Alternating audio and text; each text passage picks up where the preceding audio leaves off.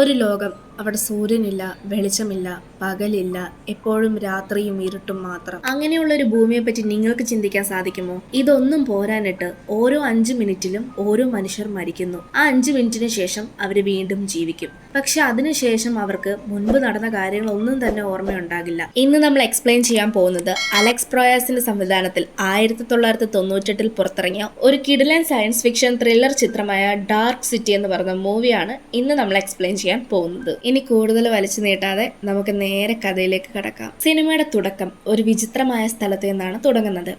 ആ സ്ഥലത്തിന്റെ പേര് തന്നെ ഡാർക്ക് സിറ്റി എന്നാണ്. പേര് പോലെ ആ സ്ഥലം എപ്പോഴും ഡാർക്ക് ആയിരിക്കും. എന്ന് വെച്ചാൽ അവിടെ സൂര്യൻ ഉദിക്കാറുമില്ല, അസ്തമിക്കാറുമില്ല, എപ്പോഴും ഇരുട്ടായിരിക്കും. സാധാരണ മനുഷ്യർക്ക് ജീവിതശൈലികളൊക്കെ വെച്ച് നോക്കുമ്പോൾ അവിടുത്തെ ആളുകൾ ജീവിക്കുന്ന ജീവിത രീതിയും ജീവിതശൈലിയും ഒക്കെ അല്പം വിചിത്രമാണ്. ആ സിറ്റിയിലെ ഓരോ മൂലകൾക്കും ഓരോ കോണുകൾക്കും നിഗൂഢമായ കഥകളും പറയാൻ കാണും. ഈ സിറ്റിയിലെ ഏറ്റവും വലിയ പ്രത്യേകത എന്തെന്നാൽ ഇവിടെയുള്ള ആളുകൾ 5 മിനിറ്റത്തേക്ക് മാത്രം മരണപ്പെടും. 5 മിനിറ്റിന് ശേഷം ഈ മരണപ്പെട്ട ആളുകളൊക്കെ ജീവിക്കുകയും ചെയ്യും. പക്ഷെ 5 മിനിറ്റിന് മുൻപ് വരെ താൻ ആരായിരുന്നെന്നോ താൻ എന്തായിരുന്നു ചെയ്തതെന്നോ ഒന്നും തന്നെ ഇവർക്ക് ഓർമ്മയുണ്ടാകില്ല. പിന്നീട് നമ്മളെ സിനിമയുടെ നായകനായ ജോണിനെയാണ് കാണിക്കുന്നത്. ജോണ് ഒരു ഹോട്ടൽ റൂമില് ബാർ ടബിൽ കിടക്കുന്നു. അവൻ കണ്ണു തുറന്നു നോക്കുമ്പോൾ ഈ ഒരു ടബിനുള്ളിൽ കിടക്കുകയാണ്. അവൻ അവിടെ എങ്ങനെയാണ് വന്നതെന്നോ അവനെ ആരാണ് അവിടെ കൊണ്ടിട്ടതെന്നോ എന്നൊന്നും തന്നെ അവന് അറിയില്ല. നമ്മൾ നേരത്തെ പറഞ്ഞതുപോലെ ഇവൻ 5 മിനിറ്റത്തേക്ക് മരിച്ചതാണ്. പക്ഷെ ഈ മരിച്ച ആള് പിന്നീട് ജീവിക്കുമ്പോൾ ഇവർക്ക് മുൻപ് നടന്ന ഒരു കാര്യങ്ങളും ഓർമ്മയുണ്ടാകില്ല.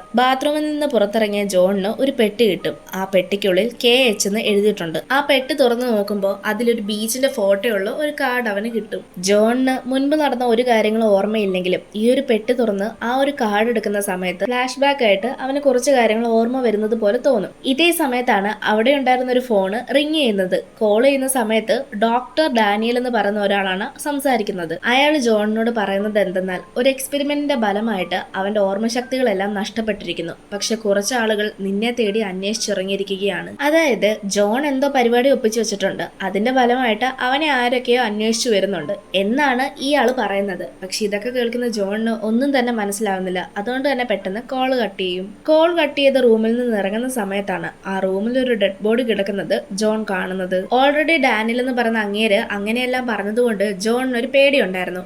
ഈ ഒരു ഡെഡ് ബോഡിയും കൂടി കാണുമ്പോൾ ആ പേടി ഒന്നും കൂടി കൂടും.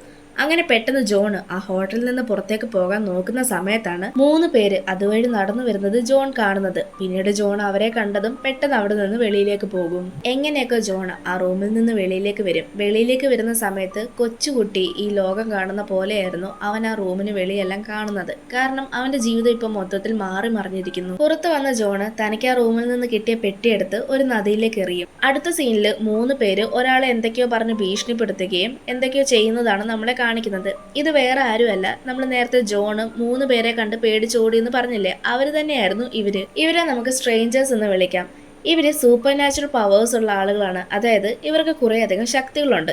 ഇവർക്ക് ഈ പവേഴ്സ് ഉപയോഗിച്ചൊക്കെ ഒരാളെ 5 മിനിറ്റത്തേക്ക് കൊല്ലാനും അതിനുശേഷം അവർക്ക് ജീവിതമെല്ലാം മാറ്റിമറിക്കാനും സാധിക്കും. അതായത് നമ്മൾ സിനിമയുടെ തുടക്കം മുതൽ പറയുന്ന കാര്യമാണ് ഇവിടെയുള്ള ആളുകൾ 5 മിനിറ്റത്തേക്ക് മരിക്കുമെന്നും 5 മിനിറ്റിന് ശേഷം ഇവർക്ക് മുൻപ് നടന്ന ഒരു കാര്യങ്ങൾ തന്നെ ഓർമ്മയുണ്ടാകില്ലെന്ന്. ഇതെല്ലാം കൺട്രോൾ ചെയ്യുന്നത് ഈ ഒരു സ്ട്രേഞ്ചേഴ്സ് ആണ്. അതായത് മനുഷ്യന്റെ ഇടയിൽ വന്ന് അവരുടെ ഓർമ്മശക്തി നശിപ്പിക്കുകയും അവരെ കൊല്ലുകയും പിന്നെ ജീവിപ്പിക്കുകയും ഒരു ഗെയിം പോലെ അവരെ വെച്ച് കളിക്കുന്നത് ഈ ഒരു സ്ട്രേഞ്ചേഴ്സ് ആണ്. ജോൺ ഉണ്ടായിരുന്ന ഹോട്ടലിലെ ഒരാളെ ഈ ഒരു സ്ട്രേഞ്ചേഴ്സ് അവർക്ക് പവേഴ്സ് ഉപയോഗിച്ചൊക്കെ അങ്ങനെ ചെയ്യുന്നതാണ് നമ്മളെ കാണിക്കുന്നത്. അടുത്ത സീനില് നമ്മളെ എമ്മ എന്ന് പറയുന്ന ഒരു സ്ത്രീയാണ് കാണിക്കുന്നത്.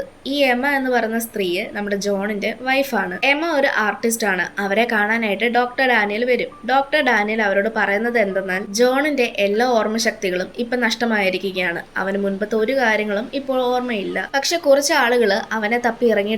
അവരുടെ കയ്യിൽ നിന്ന് എങ്ങനെയെങ്കിലും ജോണിനെ രക്ഷിക്കണം. ജോണിനെ കണ്ടുമുട്ടുമ്പോൾ തന്നെ നിങ്ങൾ അവനോട് പോയി സംസാരിക്കണമെന്നും ഡോക്ടർ അവരോട് പറയും. മറുവശത്ത് ബംസ്റ്റഡ് എന്ന് പറയുന്ന ഒരു ഇൻവെസ്റ്റിഗേറ്റർ ജോണിനെ തപ്പി ഇറങ്ങിയിരിക്കുകയാണ്. കാരണം അന്ന് ജോൺ ഉണ്ടായിരുന്ന റൂമിൽ ഒരു ഡെഡ് ബോഡി ഉണ്ടായിരുന്നെന്ന് നമ്മൾ പറഞ്ഞില്ലേ. ഈ ഒരു ഡെഡ് ബോഡിയുടെ പിന്നില് ജോൺ ആണെന്ന് കരുതിയിട്ടാണ് ആ ഒരു ഇൻവെസ്റ്റിഗേറ്റർ അവനെ അന്വേഷിക്കുന്നത്. ഇതേ സമയം ജോണിന് ഇത് ശരിക്കും താനാണോ ചെയ്തത് അല്ലയോ എന്ന് പോലും അറിയില്ല. അടുത്ത സീനിൽ നമ്മളെ ജോണിനെയാണ് കാണിക്കുന്നത്. ജോണ് തനിക്ക് ആ ഒരു ഹോട്ടൽ റൂമിൽ നിന്ന് കിട്ടിയ പെട്ടിക്കുള്ളിൽ നിന്ന് കിട്ടിയ കാർഡില് അതേ സ്ഥലത്താണ് ഉള്ളത്. അവിടെയുള്ള ഒരു ബോർഡ് നോക്കിക്കൊണ്ട് നിൽക്കുന്ന അതേ സമയം തന്നെ ജോണിന്റെ അടുത്തേക്ക് നല്ല ഹൈറ്റ് ഉള്ള 3 ആളുകൾ വരും. അവരാണ് ആ ഒരു സ്ട്രേഞ്ചേഴ്സ് അവരുടെ പവേഴ്സ് യൂസ് ചെയ്തിട്ട് ജോണിന്റെ ലൈഫ് വീണ്ടും മാനിപ്പുലേറ്റ് ചെയ്യാൻ ശ്രമിക്കും.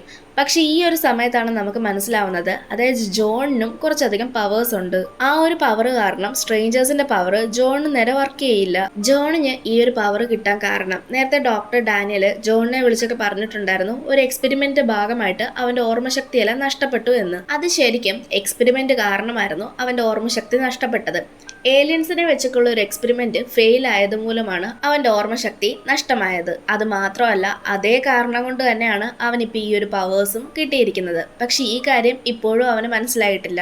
ജോണിനിപ്പോ ഈ ഒരു പവർ ഉള്ളത് കൊണ്ട് തന്നെ ഇവന് സ്ട്രേഞ്ചേഴ്സുമായിട്ട് ഫൈറ്റ് ചെയ്യാൻ സാധിക്കും. കാരണം ഈ സ്ട്രേഞ്ചേഴ്സ് പല ആളുകളെ വെച്ച് ഇങ്ങനെ ചെയ്യുന്നത് കൊണ്ട് അവർക്ക് വേണ്ടിക്കെല്ലാം ജോണിന് ഹെൽപ്പ് ചെയ്യാൻ സാധിക്കും. പക്ഷെ ഇതെല്ലാം മനസ്സിലാക്കിയ സ്ട്രേഞ്ചേഴ്സിന് ഒട്ടും സന്തോഷമില്ല. അവരെല്ലാവരും നിരാശരാണ്. ഇവര് ഒരു കൂട്ടം ആളുകൾ തന്നെ ഉണ്ട്. ഇവരെല്ലാവരും ജീവിക്കുന്നത് അണ്ടർഗ്രൗണ്ടിലാണ്. കുറച്ച് ദിവസങ്ങൾ കടന്നു പോകും. ജോൺ ഇപ്പോൾ തന്നെ പറ്റിയുള്ള കുറെ കാര്യങ്ങൾ മനസ്സിലാക്കിയിരിക്കുന്നു. അതുകൊണ്ട് ഇതിന്റെ എല്ലാം പുറയിലുള്ള സത്യങ്ങൾ അന്വേഷിച്ച് അവൻ ഇറങ്ങും.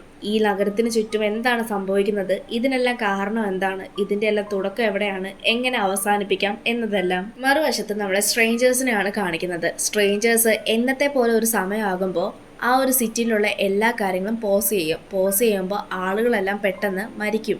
അപ്പോഴാണ് എല്ലാവരുടെയും മൈൻഡിനെ ഇവര് കൺട്രോൾ ചെയ്യാൻ തുടങ്ങുന്നത്. അതായത് ഒരാളുടെ മെമ്മറിയെ മറ്റൊരാളുടെ മെമ്മറിയിലേക്ക് ഇൻജെക്ട് ചെയ്യും. ഈ ഒരു സീനിൽ വെച്ചാണ് നമുക്ക് മനസ്സിലാവുന്നത് ഈ ഒരു സ്ട്രേഞ്ചേഴ്സിനെ സഹായിക്കുന്ന ആളാണ് ഡോക്ടർ ഡാനിയൽ. അതായത് ഡോക്ടർ ഡാനിയലിന്റെ ഒരു എക്സ്പെരിമെന്റ് ആയിരുന്നു ജോണ്. പക്ഷെ അത് ഫെയിൽ ആയതുകൊണ്ടാണ് ജോണിനും പവേഴ്സ് കിട്ടിയത്. ഈ സ്ട്രേഞ്ചേഴ്സ് ആളുകളുടെ മെമ്മറിയെ അങ്ങോട്ടും ഇങ്ങോട്ടും മാറ്റുക മാത്രമല്ല, സിറ്റിയിലുള്ള എല്ലാ കാര്യങ്ങളും മാറ്റം വരുത്തും. അതായത് ബിൽഡിങ്സ് ഒക്കെ ഇല്ലാതാക്കി മറ്റൊരു ബിൽഡിംഗ് വെക്കുകയും അങ്ങോട്ടും ഇങ്ങോട്ടും ചേഞ്ച് ചെയ്യുകയും ഒക്കെ ചെയ്യും. ഇതെല്ലാം ചെയ്യുന്ന സമയത്ത് ഈ സിറ്റിയിലുള്ള എല്ലാവരും, വണ്ടിയായാലും മനുഷ്യരായാലും എന്ത് കാര്യം ഉണ്ടല്ലോ അതെല്ലാം പോസാകും. പക്ഷെ ജോണിന് ഇപ്പൊ പവേഴ്സ് ഉള്ളത് കൊണ്ട് അവനെ ഈ കാര്യങ്ങളൊന്നും ബാധിക്കില്ല. അതിനാൽ തന്നെ ഇപ്പൊ ഡോക്ടർ ഡാനിയലും സ്ട്രേഞ്ചേഴ്സും ഒക്കെ ജോണിനെ അന്വേഷിച്ചു നടക്കുകയാണ്. ഇന്നരമാണ് ഡോക്ടർ ഡാനിയൽ തന്റെ കയ്യില് ജോണിന്റെ മെമ്മറി ഉണ്ടെന്നും ആ മെമ്മറി ആരിലേക്കെങ്കിലും കുത്തിവെച്ചു കഴിഞ്ഞാൽ അവൻ എവിടെയാണുള്ളത് എന്ന് കണ്ടുപിടിക്കാൻ സാധിക്കുമെന്നും പറയും. അത് കാരണം ഒരു സ്ട്രേഞ്ചർ എൻ്റെ ദേഹത്ത് കുത്തിവെച്ചോളൂ, നമുക്ക് കണ്ടുപിടിക്കാമെന്ന് പറഞ്ഞ് അദ്ദേഹത്തിന്റെ ദേഹത്തേക്ക് ആ ഒരു മെമ്മറി കുത്തിവെക്കും. അതായത് ഈ സ്ട്രേഞ്ചേഴ്സ് എന്ന് പറയുന്നത് ശരിക്കും ഒരു ഏലിയൻസ് ആണ്. ഇവരിങ്ങനെ ചെയ്യുന്നത് എന്തിനെന്നാൽ മനുഷ്യരെ ഉപയോഗിച്ചിട്ട് ഇവർക്ക് ആ ഒരു എണ്ണസംഖ്യ കൂട്ടാനും അതുപോലെ ഇവർക്ക് ആ ഒരു ഏലിയൻസിനെ നിലനിർത്താൻ വേണ്ടിയിട്ടും കൂടിയാണ്. പിന്നീട് അടുത്ത സീനിൽ നമ്മൾ ജോണിനെയാണ് കാണിക്കുന്നത്. ജോണിന്റെ കയ്യിലുണ്ടായിരുന്ന ആ ഒരു കാർഡിനകത്ത് കാൾ എന്ന് എഴുതിയിട്ടുണ്ട്. അത് അവന്റെ അങ്കിൾ ആണെന്നും എഴുതിയിട്ടുണ്ട്. അങ്ങനെ അദ്ദേഹത്തിനെ തപ്പി ജോൺ പോകും. അങ്ങനെ ജോൺ തന്റെ അങ്കിളിന്റെ അടുത്തേക്ക് എത്തും. പക്ഷെ അങ്കിളിനാണേല് കുട്ടിക്കാലത്ത് ജോണിനെ മാത്രമേ ഓർമ്മയുള്ളൂ. ഇപ്പോൾ ഉള്ള ജോണിനെ ഓർമ്മയില്ല. അതിന് കാരണം ഈ ഒരു സ്ട്രേഞ്ചേഴ്സ് ആണ്. പക്ഷെ അവന്റെ അങ്കിള് അവനാണെന്ന് തിരിച്ചറിയാതെ അവനോട് ഒരു കാര്യം പറയും. ജോൺ ജനിച്ചു വളർന്നത് ആ ഒരു കാടിന്റെ ഫ്രണ്ടിലുള്ള ഒരു ബീച്ചില്ലേ, ആ ബീച്ചിന്റെ സ്ഥലത്താണ്. ആ സ്ഥലത്തിന്റെ പേര് ഷെൽ ബീച്ച് എന്നാണ്. അവിടെയാണ് ജോൺ ജനിച്ചു വളർന്നത്. ആ സിറ്റിയിലുള്ള എല്ലാവർക്കും ഷെൽ ബീച്ചിനെ പറ്റി അറിയാം. പക്ഷെ അവിടേക്ക് പോകുന്ന വഴി മാത്രം ആർക്കും അറിയില്ല.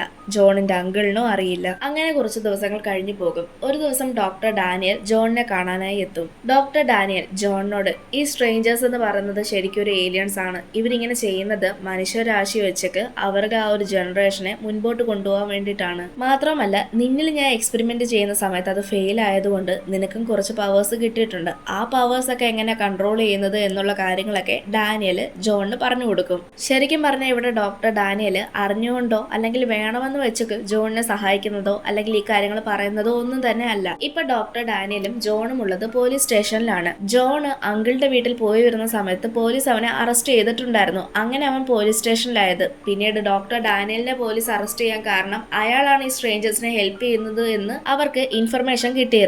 അങ്ങനെയാണ് അയാൾ വഴി ഇപ്പൊ എല്ലാ സത്യങ്ങളും പുറത്തു വരുന്നത്. ജോണിന് കിട്ടിയിട്ടുള്ള പവറിനെ പറ്റിയിട്ടും ഡോക്ടർ ഡാനിയൽ പറയുന്നുണ്ട്. ആ ഒരു പവറിന്റെ പേരാണ് ട്യൂണിങ്. ഈ ട്യൂണിങ്ങിനെ എങ്ങനെയാണ് കൺട്രോൾ ചെയ്യുന്നത് എന്ന് ജോണിന് അറിയില്ല. അതിനുവേണ്ടിയുള്ള എല്ലാ ട്രെയിനിങ്ങും ഡോക്ടർ ഡാനിയൽ ജോണിന് കൊടുക്കും. അത് മാത്രമല്ല ഈ ഒരു സിറ്റിയിൽ മാത്രം എപ്പോഴും ഇരുട്ടായിരിക്കും. സൂര്യപ്രകാശമോ വെളിച്ചമോ ഒന്നും തന്നെ ഇല്ല. അതിന് കാരണവും ഈ ഒരു സ്ട്രേഞ്ചേഴ്സ് ആണ്. കാരണം സ്ട്രേഞ്ചേഴ്സിന് വെളിച്ചം എന്നത് പേടിയാണ്. അതിനുവേണ്ടി അവർ സ്വന്തമായിട്ട് ഉണ്ടാക്കിയ ഒരു സിറ്റിയാണ് ഈ പറയുന്ന ഡാർക്ക് സിറ്റി. മാത്രമല്ല ഷെൽ ബീച്ച് ബീച്ചിൽ എന്തോ രഹസ്യമുണ്ട്. പക്ഷെ ആ രഹസ്യം തേടി ആർക്കും പോകാൻ സാധിക്കുന്നില്ല. അതിന് കാരണം ഷെൽ ബീച്ചിലേക്ക് പോകുന്ന വഴി എപ്പോഴും രാത്രിയാകുമ്പോൾ ചേഞ്ച് ചെയ്തുകൊണ്ടിരിക്കും.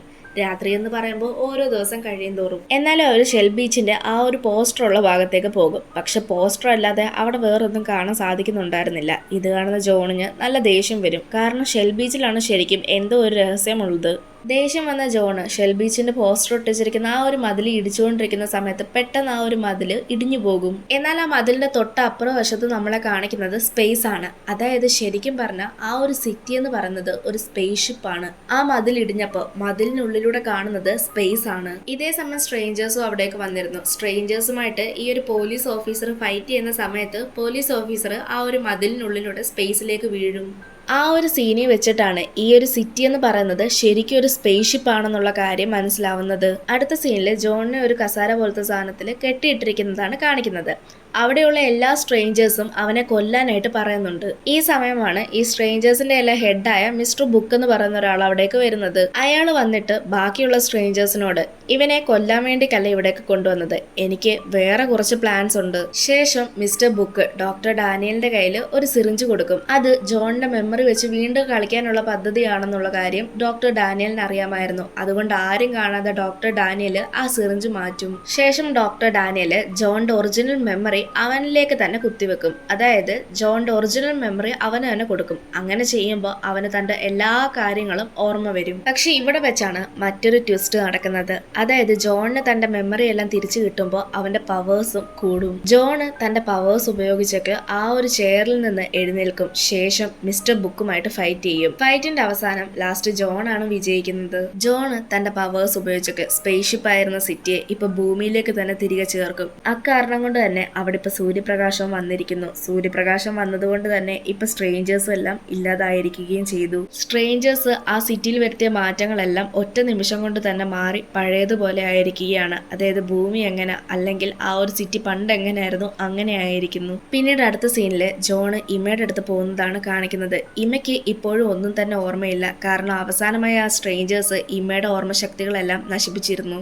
ഇമ തന്റെ ഭാര്യയാണെന്ന് ജോണിന് അറിയാമെങ്കിലും ഇമയ്ക്ക് അതറിയില്ല. അതുകൊണ്ട് തന്നെ ഇമയെ വീണ്ടും പ്രേമിച്ച് കല്യാണം കഴിക്കണം എന്നുള്ള രീതിയിലാണ് ജോൺ ഇപ്പം നിൽക്കുന്നത്. അതായത് വീണ്ടും അവരുടെ ജീവിതത്തിലേക്ക് പുതിയൊരു തുടക്കം. അവസാനം അവർ രണ്ടുപേരും ഷെൽ ബീച്ചിൽ ഒന്നിച്ച് നിൽക്കുന്നത് കാണിച്ചുകൊണ്ടാണ് ഈ ഒരു മൂവി തീരുന്നത്. നിങ്ങൾക്ക് ഈ ഒരു മൂവി ഇഷ്ടമായെന്ന് വിചാരിക്കുന്നു. ഇഷ്ടപ്പെട്ട അത് തീർച്ചയായിട്ടും കമന്റ്സിലൂടെ രേഖപ്പെടുത്തുക. മൂവിയെ പറ്റി എന്തെങ്കിലും സംശയങ്ങളോ അഭിപ്രായങ്ങളോ ഉണ്ടെങ്കിൽ അത് തീർച്ചയായിട്ടും കമന്റ്സിലൂടെ രേഖപ്പെടുത്തുക. ഇനി മറ്റൊരു വീഡിയോ ആയിട്ട് നമുക്ക് വീണ്ടും കാണാം.